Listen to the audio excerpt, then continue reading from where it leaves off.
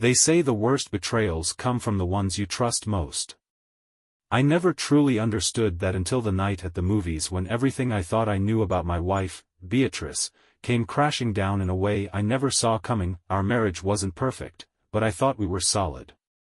Sure, things had changed over the years, fewer late-night conversations, less passion in the bedroom, but I figured that was normal. Routine had settled in, like it does for most couples. I thought we just needed to reconnect. I was wrong. Looking back, the signs were their small cracks that I chose to ignore. Beatrice had grown distant, her laughter a little more forced, her kisses a little less eager. She guarded her phone like a teenager with a secret, always tilting the screen away or locking it the moment I walked into the room. I told myself she was just stressed from work. She'd been pulling longer hours at the advertising firm, coming home late with vague excuses and a tired smile, but there were moments that didn't sit right. The nights she'd come home smelling faintly of cologne that wasn't mine, the way her phone buzzed with messages she never mentioned, the sudden shift in how she dressed. Tighter skirts. Lower necklines.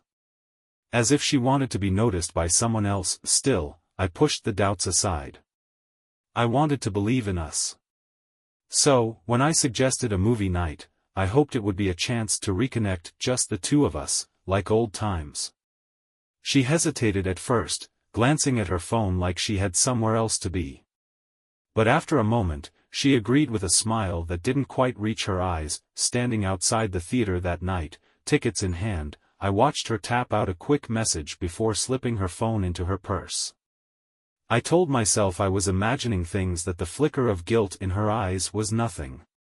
I wanted to believe her. I had no idea that night would change everything. The theater was dimly lit, the air thick with the scent of buttered popcorn and the low hum of pre-show chatter. Beatrice and I settled into our seats near the middle row, her choice, of course. She always said it was the perfect spot, close enough to feel immersed but far enough back to see the whole screen. I glanced at her as the previews began to roll. Her gaze was fixed on her phone, the faint glow illuminating her face. I leaned closer. "Babe, the movie's starting." She jolted slightly, as if I'd caught her off guard, and quickly locked the screen. "Just checking emails," she said with a smile that didn't quite reach her eyes. I wanted to believe her. I really did. But something in my gut twisted. Still, I forced myself to focus on the movie. The opening scene, a tense car chase, filled the screen, but my mind couldn't shake the uneasy feeling that had settled in my chest. About 20 minutes in, Beatrice shifted in her seat. Her hand brushed mine, light, almost accidental, but she quickly pulled away, adjusting her purse on her lap.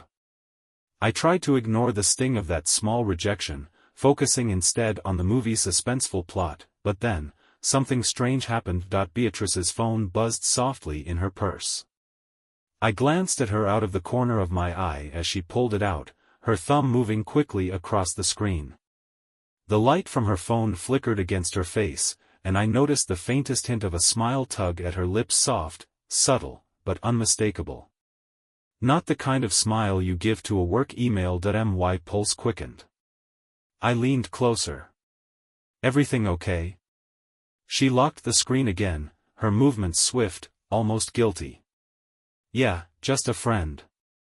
I tried to brush it off, but doubt clung to me like a weight I couldn't shake. The movie played on, but I found myself more focused on Beatrice than the action unfolding on screen. Her eyes darted toward the aisle every few minutes, as if she were waiting for someone, and then, it happened. Halfway through the movie, she shifted again, leaning toward me with a soft whisper. "I need to use the restroom. Be right back." "Want me to come with you?" I offered instinctively. "No, it's fine," she said quickly. "I'll be right back."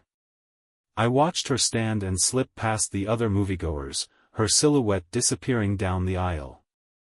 The door at the back of the theater swung open, and then she was gone. Minutes passed. Then 5.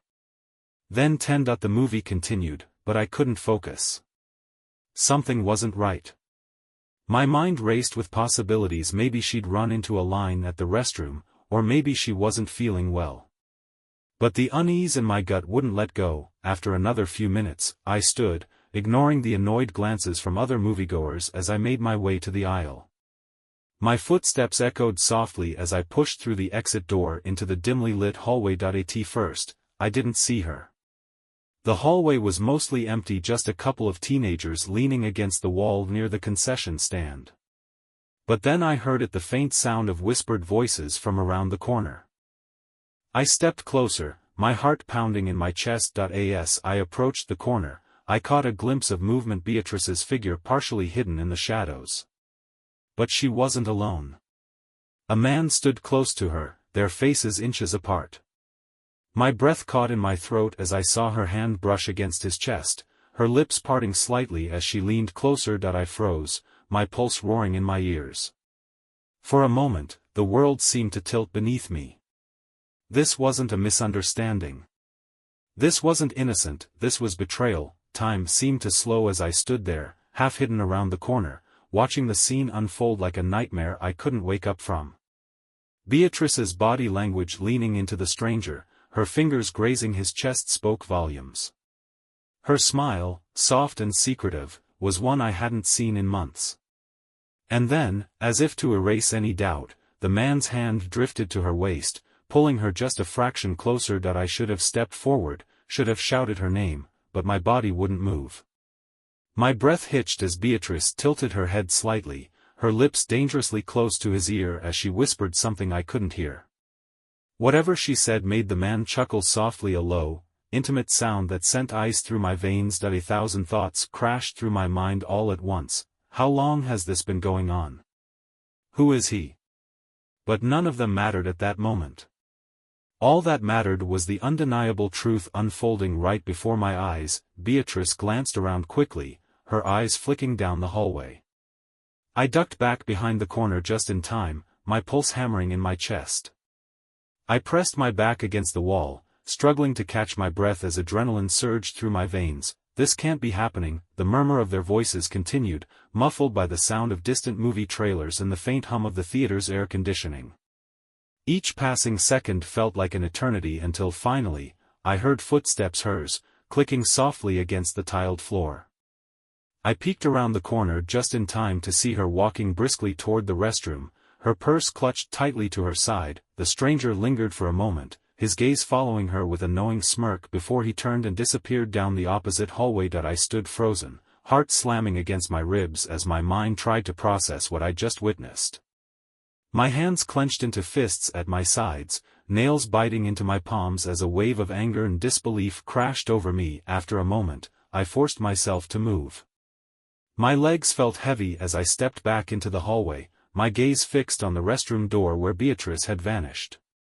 My mind raced with conflicting urges: confront her now, demand the truth, or wait until we were home and away from prying eyes. Seconds later, the door opened, and Beatrice emerged, smoothing her skirt as she adjusted her purse strap. Her eyes met mine, widening slightly in surprise. "Marvin?" She blinked, her smile quick and practiced. "What are you doing out here?" I swallowed hard, my voice strained but steady. "You were gone for a while. I came to check on you." Her smile faltered just slightly, so quick I might have missed it if I hadn't been watching her so closely. "Oh, there was a line. You know how it is." She stepped closer, brushing a hand down my arm as if nothing had happened. "Come on, we're missing the movie." I stared at her, searching her face for any trace of guilt or remorse. But her gaze was calm, her expression unreadable. It was as if the moment with the stranger had never happened, and that's when I knew this wasn't a mistake. This wasn't a fleeting lapse in judgment, this was a woman who knew exactly what she was doing and didn't think twice about lying to my face. We returned to our seats, but the movie might as well have been static on a screen. My pulse still pounded in my ears, drowning out every sound. Beatrice sat beside me, eyes fixed on the screen, as if nothing had happened. Her hand casually rested on her lap, her posture relaxed. But all I could see was the way she'd leaned into that stranger, the way her fingers had traced his chest like it was the most natural thing in the world. I glanced sideways at her, my mind racing. Should I confront her now? Demand to know who he was and how long this had been going on. But the packed theater made that impossible. I clenched my fists against my thighs, forcing myself to sit still as the tension burned beneath my skin. 20 minutes crawled by before I couldn't take it anymore. Leaning slightly toward her, I whispered, "Who was that man?"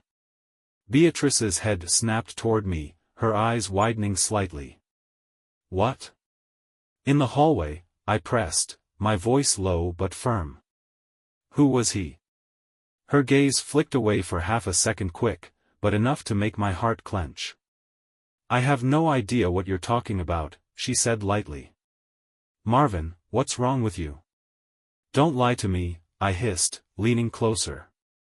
"I saw you with him." Beatrice's lips parted, but no words came out. For the first time in months, I saw something raw in her eyes, shock, maybe even fear. But it vanished as quickly as it appeared, replaced by the smooth mask she wore so well. "You're being ridiculous," she whispered harshly. "I went to the restroom. Alone. Maybe you imagined something because of the movie." She forced a soft laugh, shaking her head as if the idea were absurd. The sheer boldness of the lie hit me harder than the betrayal itself. She wasn't even trying to come up with a believable excuse, just gaslighting me into questioning what I'd seen with my own eyes. That I opened my mouth to argue, but she placed a hand on my thigh, squeezing gently. "Let's just watch the movie, okay?" she whispered, her voice sweet but her grip just a little too firm. A silent warning that I swallowed hard, the heat rising to my face. My mind screamed at me to stand up, to walk out and leave her sitting there in the dark. But I stayed frozen, pinned in place by a tangled knot of anger, disbelief, and heartbreak. As the credits finally rolled and the theater lights brightened, Beatrice stood, stretching as if nothing had happened. I followed her out into the lobby, my pulse still hammering in my chest. I needed to confront her, really confront her, but not here. Not with strangers all around us. The ride home was suffocatingly silent. Beatrice stared out the window, her phone resting loosely in her hand. I gripped the steering wheel until my knuckles turned white, every mile stretching out the tension between us like a taut wire ready to snap. Finally, I couldn't hold it in any longer. "Tell me the truth," I said, my voice tight. "Who was he?" She didn't look at me. "Marvin, I told you. There was no one." "Don't lie to me," I shot back. "I saw you. I saw the way you touched him, the way he touched you." Beatrice's fingers tightened around her phone, her lips pressing into a thin line. For a moment, I thought she might confess, might offer some shred of honesty. But when she finally spoke, her voice was calm. "Cold, you're imagining things," she said. "Maybe you should think about why you're so paranoid." The words hit like a slap, stealing the air from my lungs. I stared at her, searching her face for any sign of guilt or remorse.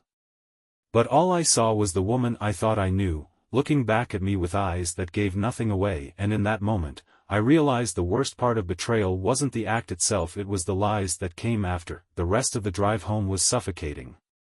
Beatrice sat with her arms crossed, eyes fixed on the passing streetlights, her phone clutched tightly in her lap. I gripped the steering wheel, my pulse pounding in my ears as her denial echoed in my mind. "You're imagining things." The sheer audacity of the lie burned in my chest. I had seen her with that man, felt the tension between them, the electricity in their whispered exchange. Yet here she was, pretending nothing had happened. When we pulled into the driveway, Beatrice stepped out without a word, her heels clicking softly against the pavement as she headed inside. I followed, the weight of unspoken accusations hanging heavy between us. I closed the front door behind me, the air felt thick, charged with the confrontation we both knew was coming. But not tonight. Tonight, the silence would have to suffice. That night, I lay awake beside Beatrice, staring at the ceiling while her soft, steady breathing filled the room. The sheets between us felt like a chasm, wide and unbridgeable. My mind replayed the scene from the theater hallway, the way she leaned into that stranger, the way her fingers grazed his chest as if they belonged there. I wanted to believe it was a misunderstanding, but the image was burned into my mind. And the worst part? The lies. The ease with which she dismissed my questions, as if my suspicions were nothing more than a joke. Beside me, Beatrice stirred, shifting onto her side with a soft sigh. Her arm brushed against mine, light, accidental, but I tensed at the contact. It felt wrong. Foreign. Sleep was impossible. My thoughts churned until the first faint light of dawn seeped through the curtains. The next day, I watched her more closely than ever, every glance at her phone, every quick smile that faded too fast. At breakfast, she hummed softly as she buttered toast, her eyes flicking toward her phone every few minutes. I couldn't take it anymore. Who were you texting? I asked, keeping my voice calm. Beatrice's hand paused mid-spread. What? Last night. Before the movie started. You kept checking your phone. She smiled, a thin, practiced smile that didn't reach her eyes. Work emails, Marvin. I told you that already. I held her gaze, searching for the crack in her mask. But she held firm, her smile unwavering. Right, I muttered, looking away. But inside, something hardened that I needed the truth. And if she wouldn't give it to me willingly, I'd have to find it myself. That evening, Beatrice left her phone unattended on the kitchen counter, a rare opportunity one couldn't ignore. She was upstairs, probably changing out of her work clothes, and I knew I only had minutes. My heart pounded as I picked up the device, my fingers trembling slightly. The screen lit up locked, of course. But I knew her passcode. Or at least, I thought I did. I tried her birthday. Wrong. Our anniversary. Wrong again. My chest tightened as I realized she'd changed it. A noise from upstairs made me jump. I quickly set the phone back down, my pulse racing as footsteps approached. Marvin? Beatrice's voice floated down the stairs. Everything okay? Yeah, I called back, forcing my voice to stay calm. Just grabbing some water. She appeared at the top of the stairs, her eyes flicking briefly to the phone on the counter before settling on me. For a moment, I thought I saw suspicion flash across her face, but she said nothing. Dinner should be ready soon, she said, turning back toward the bedroom. I watched her go, the weight of uncertainty pressing heavier on my chest. She was getting more careful, more secretive. But I couldn't stop now. I needed proof. Over the next few days, I became more vigilant. I noticed how she angled her phone away whenever she typed a message, how she'd slip into another room to take certain calls. Her late nights at work were becoming more frequent, her excuses more rehearsed. One evening, while she was in the shower, I checked her laptop. No suspicious emails. No incriminating browser history. But something caught my eye, a messaging app one didn't recognize, tucked away in the corner of her desktop. I clicked it, but it required a login. Frustration twisted in my gut. She was covering her tracks too well. But then, late one night, luck finally turned in my favor. I woke to the faint buzz of her phone on the nightstand. Beatrice stirred beside me, but didn't wake. Carefully, I reached over, lifting the phone just enough to see the screen. A message notification glowed softly in the dark. I can still feel your lips on me. When can we meet again? The name attached was a simple initial, J. The air rushed from my lungs as I stared at the words, my mind reeling. My fingers ached to unlock the phone, to see the full conversation, but I couldn't risk waking her. I set the phone down and rolled onto my back, staring at the ceiling as the weight of that single message pressed down on my chest. I had the proof I needed. Now, there was only one thing left to do, confront her. The next morning, tension clung to the air like a storm waiting to break. Beatrice hummed softly as she brewed coffee, her movements graceful and unhurried. I watched her from across the kitchen table, my mind replaying the message I'd seen the night before. I can still feel your lips on me. When can we meet again? Every word burned in my chest. I gripped the edge of the table, fighting the urge to confront her right there. But I knew better. I needed to control the conversation to catch her off guard, the way she'd blindsided me. As she set a steaming mug in front of me, I forced myself to meet her gaze. Late night again? She blinked, her smile never faltering. Yeah, work's been crazy lately. You know how it is. I studied her face, searching for any crack in the mask she wore so well. Must be exhausting, I said evenly. All those late nights, and secret messages. Her smile froze. For a split second, I saw the flicker of panic in her eyes before she masked it with a laugh. Secret messages? What are you talking about? I leaned forward, resting my elbows on the table.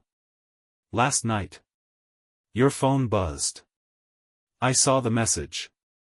Beatrice's eyes darted toward her phone, sitting innocently on the counter. Marvin, seriously? Are you spying on me now? Don't turn this around on me, I said, my voice cold. Who's Jay? She hesitated, just long enough for the truth to slip through the cracks of her facade. It's just a friend, she said quickly. You're overthinking this, a friend? I cut her off. A friend who can still feel your lips on him. Don't insult me with lies, Beatrice. I deserve the truth. Her face paled.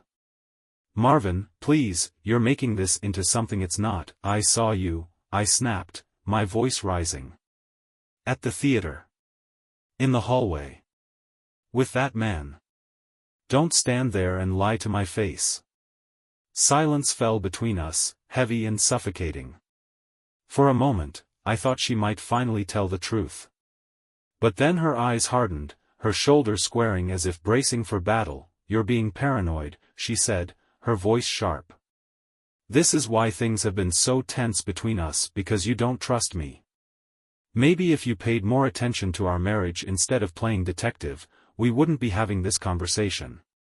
Her words hit like a slap. My hands clenched into fists beneath the table as anger and heartbreak clashed inside me. I trusted you, I said quietly, each word trembling with restraint. I trusted you with everything.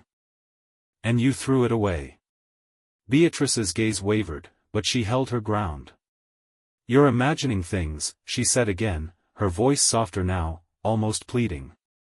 Please, Marvin. Don't let one message ruin everything we've built. But it wasn't just one message. It was the late nights, the guarded phone, the stranger in the hallway. It was the lies, stacked one on top of another until they suffocated everything we'd once shared, and I wasn't going to let her gaslight me into believing otherwise. I stood abruptly, the chair scraping against the floor as I pushed back from the table. Beatrice flinched, her eyes wide with something between fear and defiance. My pulse pounded in my ears, the adrenaline coursing through my veins like fire. Don't you dare twist this around on me, I said, my voice low but firm. I'm not imagining things. I saw you with that man at the theater. I read the message. I know what's going on, Beatrice. Her mouth opened and closed, as if searching for the right lie to smooth over the cracks in her story. But for the first time, she seemed to realize there was no way out. No quick excuse that could erase what I knew. Who is he? I demanded. She hesitated, her eyes darting to the window as if considering an escape route. When she finally spoke, her voice was tight with forced calm. Just someone I met a few months ago. It wasn't supposed to be anything serious. Just a distraction. My breath hitched. A distraction? The words sliced through me, sharp and cold. So that's what I've become? Someone you need to escape from? No, she said quickly, stepping toward me. It's not like that. I never wanted to hurt you, Marvin. But things between us, they haven't been the same for a long time. I stepped back, avoiding her touch. And instead of talking to me, you ran to some stranger? You snuck around behind my back, lying to my face day after day? Tears welled in her eyes, but I felt nothing. Not sympathy. Not sorrow. Just a hollow ache where trust used to be. I thought I could stop, she whispered. I wanted to stop. But every time I tried, I couldn't. I don't know why, Marvin. I don't know what's wrong with me. I stared at her, searching her face for the woman I thought I knew, the woman I'd loved, trusted, and built a life with. But all I saw now was a stranger wrapped in familiar skin. You had a choice, I said, my voice steady despite the tremor in my chest. Every single time, you had a choice. And you chose him. Her lips parted as if to protest, but I shook my head. No more lies, Beatrice. No more excuses. I deserve the truth. All of it. Silence fell between us like a heavy curtain, and I could see the gears turning behind her eyes, the final walls of her deception starting to crumble, but I had no idea how much worse the truth would be. Beatrice stood frozen, her breath shallow, eyes darting as if searching for an escape. But there was no way out now. I had cornered her in a web of her own lies, and she knew it. The air between us felt electric, charged with all the unspoken words and broken trust that had built up over months. Tell me everything, I said, each word slow and deliberate. No more lies. Her gaze met mine, wide, tear-filled, but still guarded. For a moment, I thought she might deny it again, but then her shoulders sagged as though the weight of her secrets had finally become too heavy. It started, a few months ago, she said, her voice thin and wavering. I met him at a coffee shop downtown. It was innocent at first, just small talk while waiting for our orders. But then... I don't know. Something clicked. I clenched my fists at my sides, my pulse thudding in my ears. Something clicked?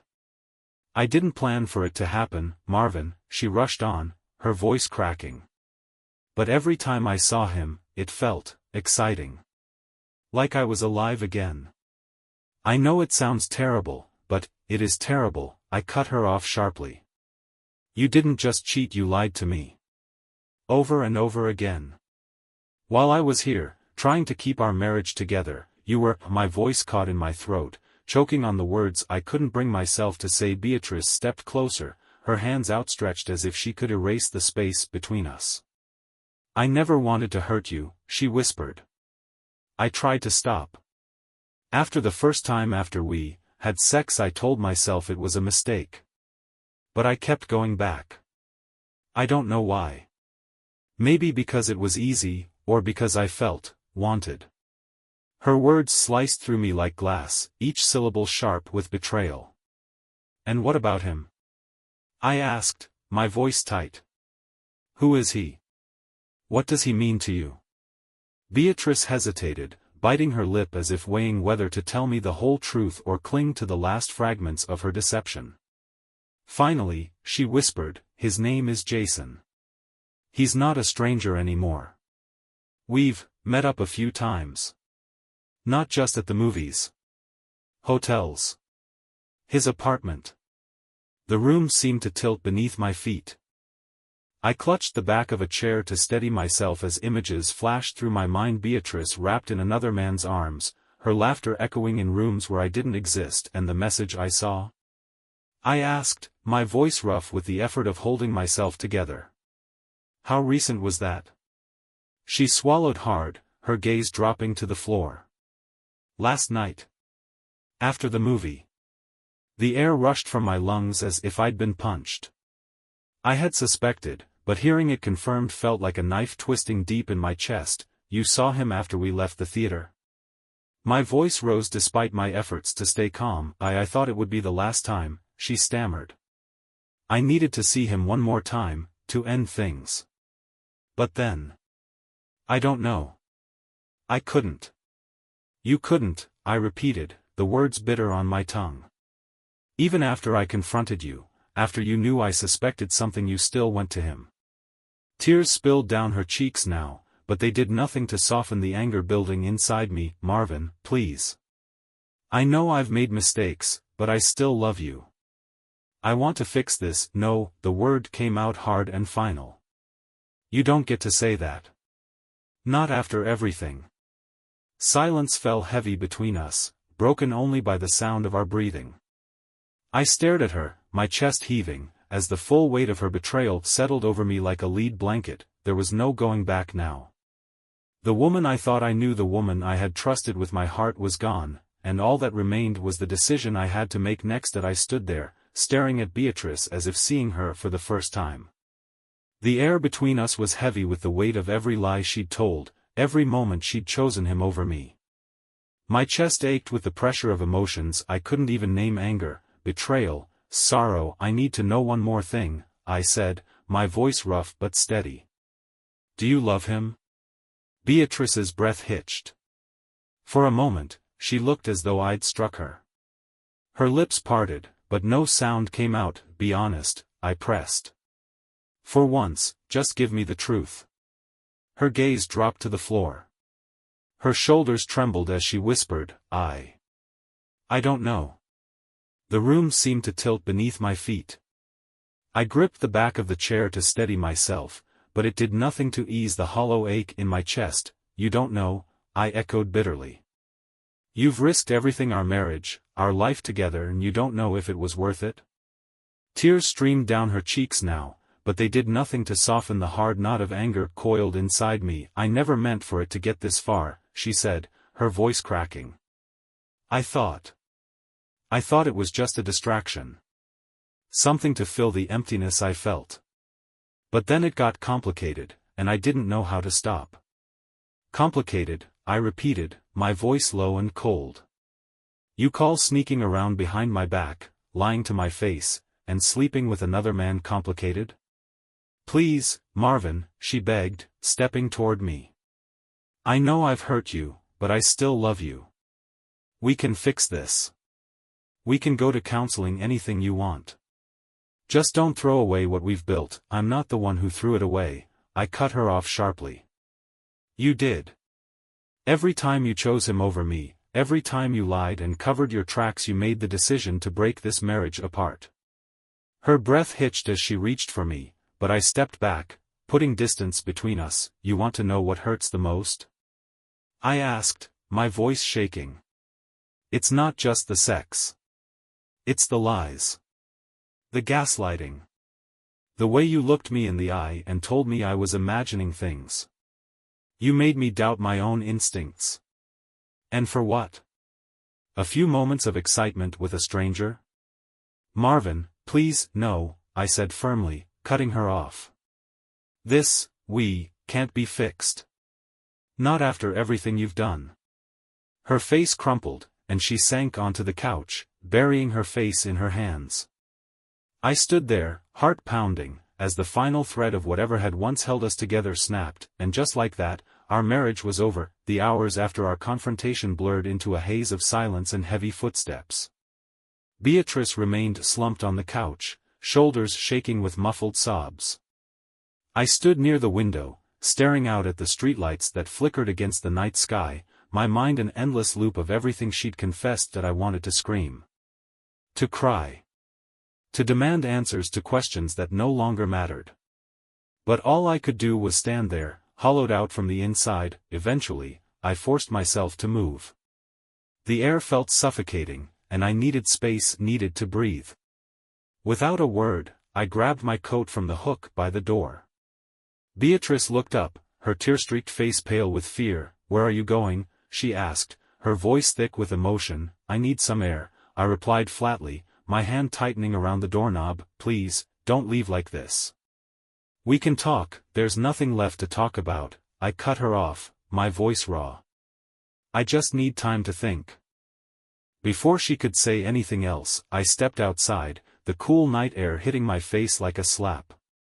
I inhaled deeply, hoping it would ease the pressure in my chest, but nothing could stop the ache that settled deep in my bones. That I walked without direction, my thoughts tangled in a mess of anger, heartbreak, and questions I couldn't escape. How long had I been blind to the truth? Could I have stopped this if I'd noticed the signs sooner? But the worst thought, the one that cut the deepest, was the knowledge that the woman I'd loved had chosen someone else. Not once, not twice, but over and over again. By the time I returned home, the house was dark and silent. Beatrice had gone to bed, but I knew sleep wouldn't come for me. I sat on the edge of the couch, staring at nothing, while the echoes of her betrayal filled the empty space around me. The next morning, I made my decision. Morning arrived with a dull gray sky and a heaviness that pressed against my chest the moment I opened my eyes.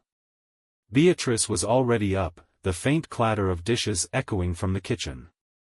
For a moment, I lay still, listening to the familiar sounds of a life that no longer felt like mine, but today would be different. Today, I was taking my life back. I dressed slowly, every motion deliberate as I rehearsed the words I would say. By the time I stepped into the kitchen, Beatrice glanced up from the stove, her expression tense and uncertain. "Morning," she said softly, as if the right tone could erase everything that had happened. I didn't respond. Instead, I leaned against the counter, arms crossed over my chest. "We need to talk." Her shoulders tensed. "Marvin, please, no more excuses," I interrupted. "No more half-truths. I've thought it over, and I've made my decision." She set the spatula down, turning to face me fully. Her eyes were already glassy with unshed tears. "Please, don't do this. We can work through this. I know I made mistakes, but I still love you, love." I let out a hollow laugh, shaking my head. "If you loved me, you wouldn't have lied to my face while sneaking off with another man. You wouldn't have made me question my own sanity every time I noticed something was wrong. Love doesn't do that, Beatrice." Tears spilled over her cheeks, but I kept my gaze steady. I had to. If I wavered now, I'd never find the strength to walk away. "I'm filing for divorce." Her breath hitched as if the words had knocked the air from her lungs. "No, please, Marvin. Don't do this. Think about everything we've built together." I am thinking about it," I cut her off, my voice firm but calm. "And I refuse to spend the rest of my life wondering if you're telling me the truth. I deserve better than that. We both do." Her hands trembled as she clutched the edge of the counter, her shoulders shaking with silent sobs. But I couldn't comfort her, not this time. This was a pain she'd chosen. The moment she crossed that line, turning toward the door, I paused, gripping the frame tightly as I forced myself to say the words that would finally sever the ties between us. "I'll stay until we figure out the logistics. But after that, I'm done." I didn't wait for her response. Stepping into the hallway, I left her standing in the kitchen, alone with the consequences of her choices. Packing my belongings felt like closing the final chapter of a book I never wanted to finish. Each item slipped into boxes carried a memory, some warm, others tainted by betrayal. Beatrice hovered nearby, eyes red from days of crying. "Marvin, please, we can try again." I paused, meeting her gaze with a calm I hadn't felt in months. "We can't undo what's been done. I hope you find what you're looking for, Beatrice. But I need to move on." Her lips trembled, but she said nothing. I picked up the last box, pausing at the doorway for one final look at the home we'd built. Then, without another word, I stepped outside and closed the door behind me, leaving the past where it belonged. The first night in my new apartment was quiet. Too quiet. No hum of Beatrice's late-night phone calls, no distant echo of footsteps from the hallway. Just me and the faint buzz of the city outside my window. At first, the silence was suffocating. The weight of betrayal still clung to my chest, the memory of her words echoing in my mind. "I don't know if I love him." But as days turned into weeks, the silence became something else. I focused on rebuilding my life piece by piece. Morning runs to clear my head, long hours at work to stay busy, evenings spent rediscovering the things I'd once loved: books, music, and moments of stillness that belonged only to me. Beatrice reached out a few times, her messages filled with apologies and hopes of reconciliation. I never responded. I knew that path led only to more heartbreak. One afternoon, while walking through the park, I paused to watch a group of kids playing soccer. Their laughter echoed through the air, light and carefree. For the first time in months, I smiled, genuinely smiled, as a sense of hope stirred somewhere deep inside me. I'd learned the hard way that trust, once broken, could never fully be repaired. But I'd also learned that heartbreak wasn't the end. It was a beginning, an opportunity to rebuild, stronger and wiser than before. To anyone going through what I did, my advice is this: don't ignore the signs. Trust your instincts. And if someone shows you they don't value your love, don't be afraid to walk away. Because sometimes, the greatest act of love is choosing yourself. As I stood there, feeling the warmth of the sun on my face, I knew the past no longer defined me. This was my fresh start and I was ready.